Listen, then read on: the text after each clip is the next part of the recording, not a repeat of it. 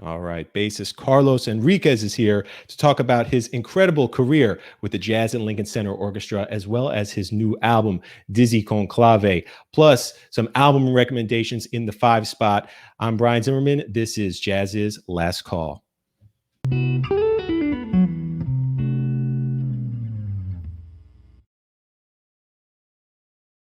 All right. And again, before we get into today's episode, just want to let you know about another great album from ECM Records. This one is from accordionist Jean-Louis Martinier and guitarist Kevin Siddiqui. It's a beautiful duo album that very much has that French chanson left bank feel. It is the kind of music you need right now to put yourself at ease. Check it out for yourself at ecmrecords.com. I highly recommend it. Wanted to also let you know about our latest issue, our summer 2020 issue, which is on newsstands now and is in subscribers' mailboxes at this very moment. It is all about fusion. Here it is here. This great cover story on Chick Corea. We also talk with some young fusion musicians who are keeping that fusion flame alive. We got an essential fusion discography in there. And yeah, all the content from this print issue is available as web articles on our site. You'll need a digital subscription to read them, though. Unfortunately, right now, for Jazz's Last Call viewers, we're offering a special subscription rate for just 99 cents for 3 months. You'll receive unlimited digital access to read all our great subscriber-only articles. Plus, we'll enroll you to receive our forthcoming print issue, the fall 2020 issue, which is all about the art of the album. Listening to albums, collecting albums, album cover art, producing albums. Again, that's coming out in September. You sign up now, you get to read all of the articles from summer 2020, plus everything else we've got on our site. And then we'll enroll you to receive our complimentary print issue come fall. All right, well, it is Wednesday, June 3rd, and our guest today is one of my favorite musicians at the moment. I just love this guy. He is Carlos Henriquez, and he is an incredible bassist from the Bronx, New York, who for the past 2 decades has been serving as the bassist for the Jazz at Lincoln Center Orchestra, led by Wynton Marsalis. His most recent album is Dizzy Con Clave, which examines the music of Dizzy Gillespie down to its Afro-Cuban and Afro-Caribbean roots. And before that, he released a phenomenal album called The Bronx Pyramid, which was a tribute to the music of his hometown. I still have grooves from that album stuck in my head to this day. He's here to talk about all of that, and he's a great guy. I consider him a close friend. Here is Carlos Henriquez. Hey. Hey, man. How you doing, Ryan? How's everything, man? Good, good. You know, as good as it can be right now. It's the world's kind of crazy right now, but that's why I appreciate you taking some time out to join me for this show, man. I really appreciate it. And this is the last call, you know, so like to have a cocktail on hand. And who are we toasting to today? I'd like to ask our guests. It could toast to anybody in the world. Who are we toasting to? You know, at the present time, I think the toast should go out to America, all our fellow musicians, brothers, sisters, everyone who's dealing through this pandemic and racial uncertainty. You know, I think we need all the love we can, and this toast, you know, hopefully kind of mend things together and calm things down. We need as much as we can now. Beautifully said, man. Here's to them. A little sip, because I got to keep a sharp head for talking to you, man. You keep me on my A game. Anyway, hey, I would love for you to tell everybody about the story of how you joined the Jazz at Lincoln Center Orchestra back in, what was it, 97, 98? 98. 98. Because it's a great story, man. I attended LaGuardia High School in the city, New York City. And Wynton Marsalis lived in front of the high school. And a friend of mine, Stephen Okendo, trumpet player, would tell me that he had access to entering the rehearsals. So he asked me one time, he said, hey, you want to come with me to hang out in one of the rehearsals with Jazz Lincoln Center? And I said, yeah, I'll go by, hang out. So I started going and I started hanging out, you know, and I met Wynton, I met Rodney Whitaker, Reginald Veal, great bass players. And then I started noticing Wynton was playing basketball at the courts right behind LaGuardia High School. And then I started hanging out, and you know, I would jump in, play a couple games. You know, I wasn't a great basketball player, but I held my game. And you know, one thing led to another. He invited me to his house. He invited me to play, and then it's just the storytelling. I told him all the people that I grew up playing with and listening to. And then we had a lot of common friends, mutual friends. And then, you know, eventually he asked me to play with the band. and I think it was 98, June of 98 when it all started. And I joined the band then for about a year and a half. I was basically covering for a sabbatical that Rodney Whitaker took. And it was great. It was, it was an unbelievable experience. I was young. It was basically one of my first jazz gigs ever. Right. Because prior to that, I was playing with Tito Puente, working a lot with Eddie Palmieri, doing a lot of the Latin scene in New York.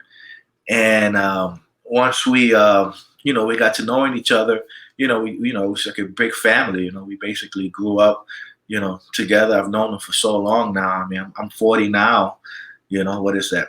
27, 28 years now of knowing Wynton. And, I've been in the band ever since. I left in 99 because Whitaker came back. And then when he got accepted as his tenured position at Michigan, Wynton called me and said, "Hey, you want to come back to the band and play?" And I did, and that was it. Wow, man. Yeah, and I know you kind of caught his attention early on as well, because your high school, LaGuardia High School, won the essentially Ellington competition. That first kind of put you on Wynton's radar. 96, I think it was 96. We won, it was a good thing for us. And for me too, because I was able to demonstrate to the cats that I was able to play, and Absolutely. It was a good time. And it's just unbelievable that, fresh out of high school, again, you've been playing with Eddie Palmieri and cats like that. And then here you are with Jazz and Lincoln Center, one of the preeminent large ensembles, in the world. I'm wondering, because this was really like a trial by fire, what did Wynton and some of the other, elder cats in the band kind of establishing you early on? It's like, Carlos, man, if you can get these, if you grasp onto these, you'll be all right. Well, it was hard. The one thing I could tell you about Wynton is that he believed in me, because at first, it was shaky. Just think about it. The options for other bass players around the time, were many. There were great bass players out there when he had called me. Right. So just the fact that I was given the chance is unbelievable. Yeah. And it was rocky at the beginning because you had all these great jazz musicians, Joe Templey, Herlin Riley, Eric Reed. You had cats that were seasoned and were used to playing with seasoned musicians. And here comes little Carlito, unseasoned. I had my Latin seasoned belt on, but we were playing jazz. So I was really, working hard to try to match the level that they were playing. So, it was hard. It was challenging at first. They all treated me well, but they were throwing so many curveballs that I didn't know how to receive them. I didn't know how to hit them. Yeah. So it was a learning process, and I had to learn very fast. It wasn't a thing where, I'll get it tomorrow or I'll get it next week. It was like, you had to quickly pick up the pace. And I think that's what I was doing. I was really working hard, listening, trying to analyze, figure what the cats liked, how they wanted me to play. And it worked out, and then, after a while they fell in love with me, and then, then it was smooth sailing from there. Absolutely, man. Yeah, 20 years on, here you are, a veteran of this group. I'm kind of curious how shows are put together now, these amazing themed shows that the Jazz and Lincoln Center Orchestra does. I'm thinking of the Wayne Shorter program you did very recently. Yeah. I'm thinking of the Music of the 1950s program you did very recently. Yeah. Been tributes to Ornette Coleman, some really great stuff. How do those programs come together? Is it like a collective effort of, okay, we're all going to pick some tunes, these people are going to write some, or is it different from program to program? Well, originally, it starts with, raising money. Mm-hmm. And then once we understand where the season is at in terms of the budget, and then Wynton, as artistic director, sits down and he puts down a list of things that he feels we need to touch. The music of Ornette Coleman, Wayne Shorter, the music of the 50s, the 30s, Tito Puente, Machito. There's a list of things that he is constantly trying to bring out so that he could either educate the audience, or just keep things alive, so that it just recycles around. Because what happens is a lot of the music of these musicians, usually fall between the cracks, and then you don't hear about them. So once we establish the season and the shows, then once the show comes up, he'll ask the guys in the band, what tune you want to arrange and whatnot, and then that's how the band slowly gets involved with doing these arrangements. Cool, man. Now, I know you were several years ago the leader of the Bronx Pyramid Show, which was based on the album that you released back in, I want to say 2016, 2017. Yeah. Yeah, I think it was 2017. Yeah. Somewhere in there. Yeah. The Bronx is very much a part of your musical DNA, man. It's a part of your identity. Can you tell me a little bit about just what the soundtrack of the Bronx was back when you were growing up? Well, it was the Bronx had many different. It was like a collage of music. We would hear music of Coltrane. We would hear like Tito Puente, Machito. We would hear Cuco Valoy, Wilfrido Vargas from Santo Domingo. We would hear occasional. I think at the time was fusion, avant-garde music. I think at the time, people were, the thing about the Bronx is that there's so many different types, there's so many cultures, that are just kind of infused, fused in one.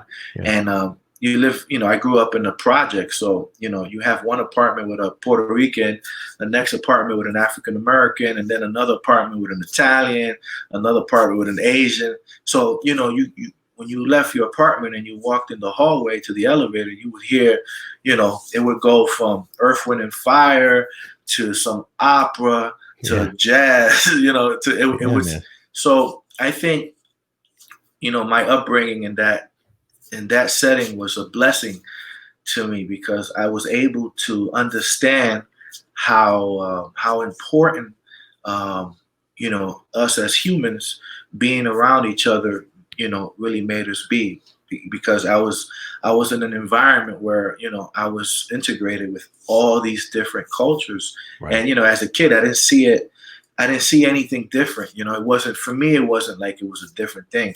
So for me, it was like, oh man, this is hip. Check this out. Check out the Sugar Hill Gangs, or check out, Luis Miguel, or check out, all these different singers from Puerto Rico, Ismael Rivera, Tito Rodriguez. So it was all over the place. And that was the Bronx to me. And that was what the Bronx meant. It was more of a collage of different cultures that basically enabled you to be the person and human you are, we're going to be.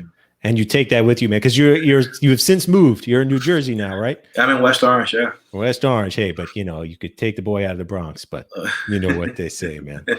And now that show that you did, because again, you took that album, the music album, performed it on stage at Lincoln Center.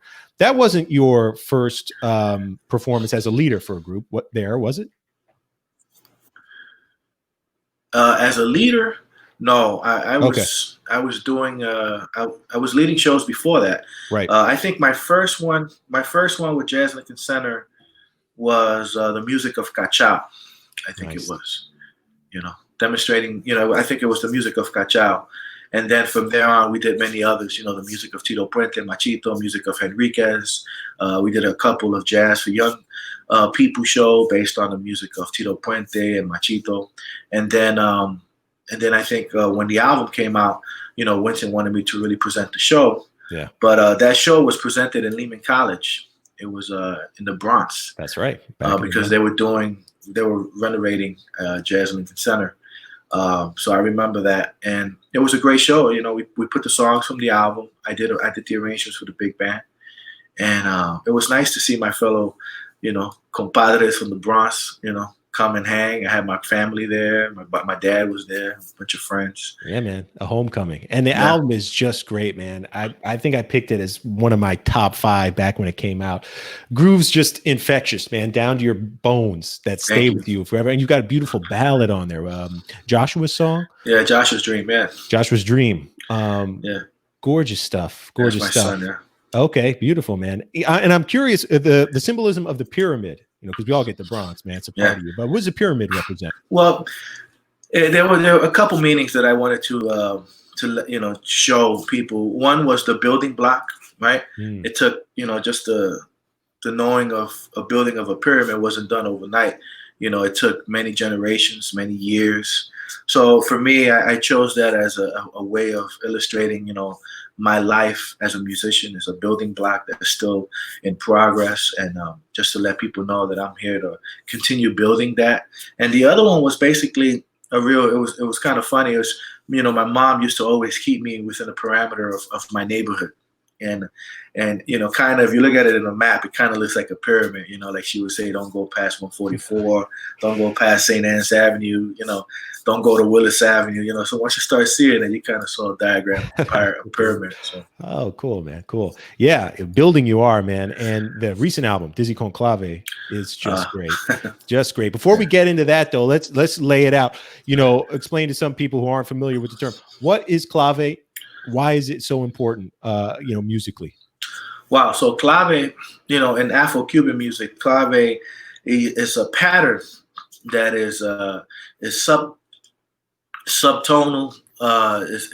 Is under every rhythm, and the clave basically determines a certain pattern, a certain phrase that is being played. You have in Afro-Cuban music, you have, I don't want to get too into it, but you have the song, you have the rumba clave, and most of that music generates off these patterns. And as I grew up listening to Latin music, it was one thing that was very interesting. As most musicians would always tell me, make sure you're playing in the right clave, make sure you know what clave it is. And for me, it was a demonstration with Dizzy Con Clave that even though Dizzy was already one of the pioneers of integrating Afro-Cuban music in American jazz, it was a challenge for me to see if I could reinvent some of his music and give it some, song and dance environment to his melodies. Yeah, very much so. I mean, you mentioned it early on. Dizzy was one of the first to bridge Afro-Cuban music with, modern jazz, bebop. And of course, a lot of us are aware of the obvious ways he did that through tunes like, Manteca, Tintindio, Yeah. A Night in Tunisia. I'm curious if you hear, listening now, ways that he did it a little more subtly, just in terms of maybe rhythmic or harmonic things he did in the tunes that don't have an Afro-Cuban, that don't have a clave, that you could still say, you know what, I can trace that back to, his Afro-Caribbean roots. Well, I mean, Dizzy, for some reason, Dizzy had unbelievable time. His time was impeccable, man. And, just that itself could tell you how involved he was with rhythms. I'd never met Dizzy. Unfortunately, I was too young, but I knew a lot of people who play with Dizzy, and they, especially Ignacio Veroa, who is a great dear friend, great drummer, Afro-Cuban drummer, and he would tell me how ecstatic Dizzy would be when he would go to certain countries and try to learn different rhythms. So Dizzy always had a loving for rhythm and for other culture and understanding, how their music related to American jazz or bebop or what was happening. And when you listen to Dizzy's music, there's always something there that you could kind of pick. Even if you don't hear the percussion, you could kind of hear like a melody that flows on top of many different rhythms. And that was my task, when I did Dizzy Con Clave. I was going to figure out ways of, giving things a different spice, different look.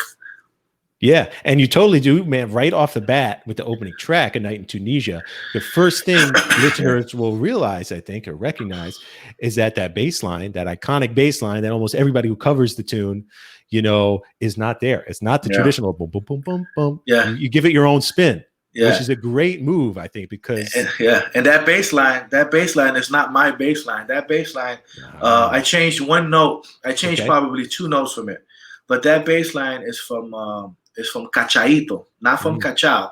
It was from Cachao's, I think his, if I'm not mistaken, his brother or his cousin. But Cachaito recorded this bass line kind of to what I did for A Night in Tunisia, and it always stuck in my head. Yeah. And I said, I got to use this, man. So I figured it out. I tweaked some notes and used the same rhythm because it's so hip, man. It is, dude. And you have a knack for earworms, man. Yeah. You know, your bass lines, man, like I say, they just screw into your brain. They stay with you all day.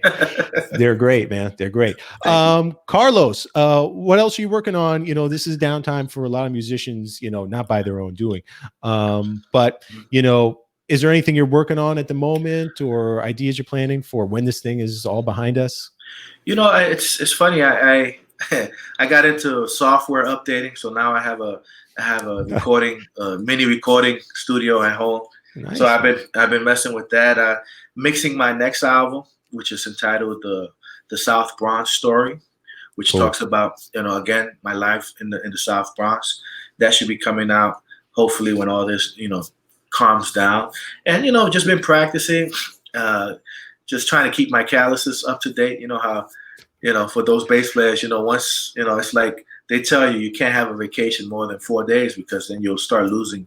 Skin gets soft. Skin gets soft. You can't get in the pool. Right. Yeah. So it's like, man, you got it. So I'm constantly working on that, trying to keep my physical, you know, activity playing bass and, you know, just keep my mind open and fresh and not get bogged down with all this info that's happening out there because it's, you know, us musicians are always trying to, you know, create things that are new, try to, you know, touch people spiritually with our music, you know, and sometimes this information that's out there can really bog you down. So that's right, man. And any word of Jazz in Lincoln Center, whether they'll be starting to do some online stuff or?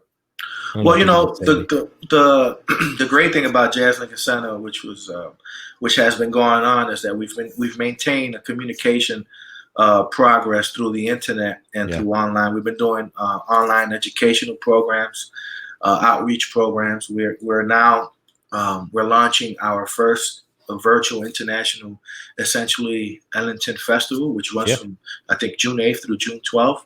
And you know, we've been doing these master classes online. I mean, it's hip.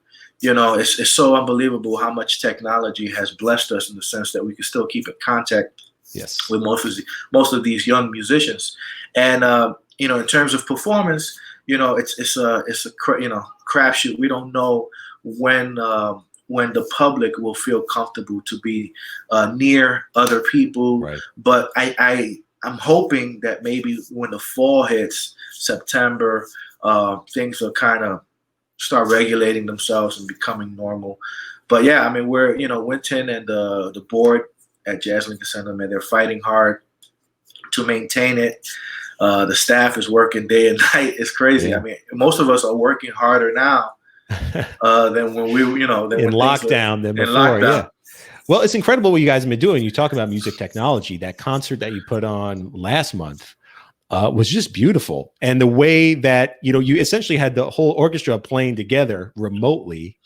Yeah. That was a thing of beauty. That wasn't live. Did you all record to a click track? No, those. Yeah, that was recorded. Okay. Yeah, but you know, of course, at the end when they put it together, it looks like we're all playing. Yeah. You know, but that's what we've been doing. We've been doing remote recordings, and we've been getting very good at it and faster. For sure. And you know, with the gear and stuff like that, it's unbelievable how quick we get this stuff done. Absolutely. Well, hey, I encourage everyone listening, go check out Carlos Henriquez most recent album, Dizzy Con Clave, then go spin the Bronx Pyramid. It is great stuff, man. Carlos, if people want to follow along with you, check some stuff out, what's the best place to do that? Well, you know, I'm very heavy on social media. You guys can catch me at Jazz Lincoln Center. Jazz.org has a lot of information, can reach me. You know, I'm heavy on, you know, very prominent on Facebook and Instagram. You know, a lot of musicians and students have been reaching out to me.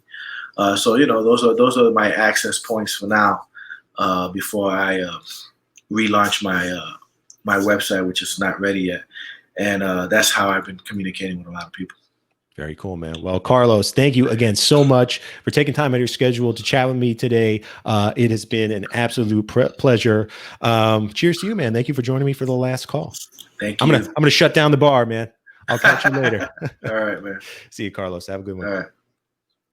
All right. Thanks once again to Carlos Henriquez for joining us for this wonderful conversation on the Jazziz Last Call. Again, his most recent album is Dizzy Con Clave. It's out for streaming and purchase right now, but go purchase it. It's really good. And The Bronx Pyramid, one of my favorite albums from back when it came out, is also available for streaming and purchase. Before we move into the 5 spot, just want to take another minute to thank a sponsor. That would be Blue Sound, an award-winning wireless high-res sound system that lets you play music in any and every room throughout your home. You choose music from your favorite streaming service or from a music library connected to your home network. You can control where, at what volume, and when the music plays via a free BlueOS app for your smartphone, tablet, or desktop computer, and that's it. Getting the kind of crisp and detailed sound that only an audiophile-grade system can deliver has never been easier. You can learn more at bluesound.com or by visiting our website, jazziz.com, where we have put together a Blue Sound buyer's guide.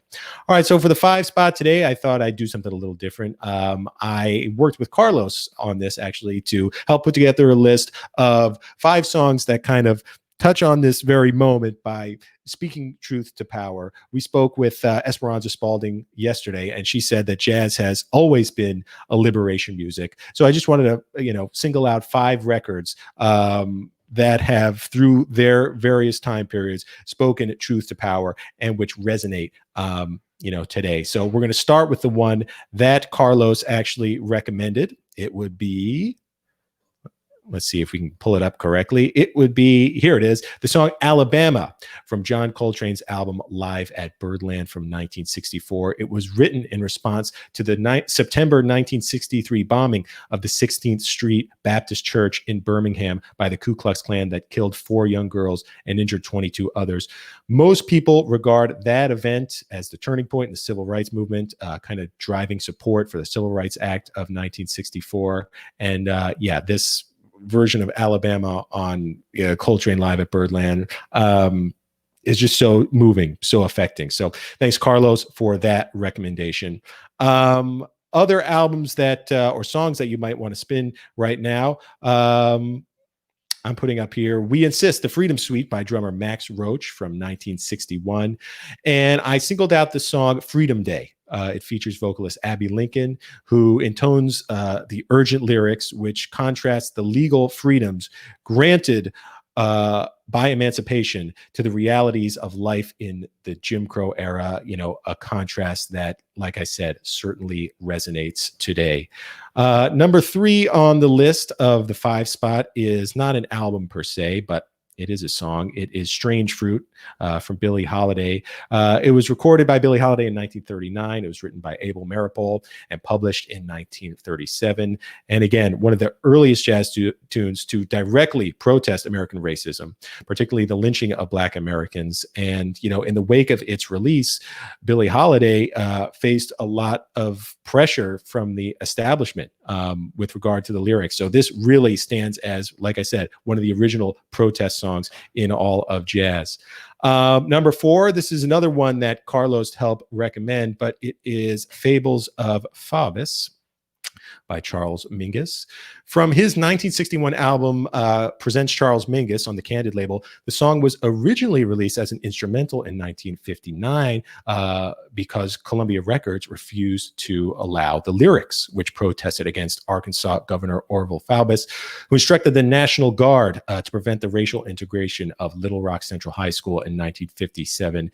It is one of the quintessential truth to power songs in jazz. And again, you can find a lot of rhymes, symbolic rhymes between those lyrics and what is going on today.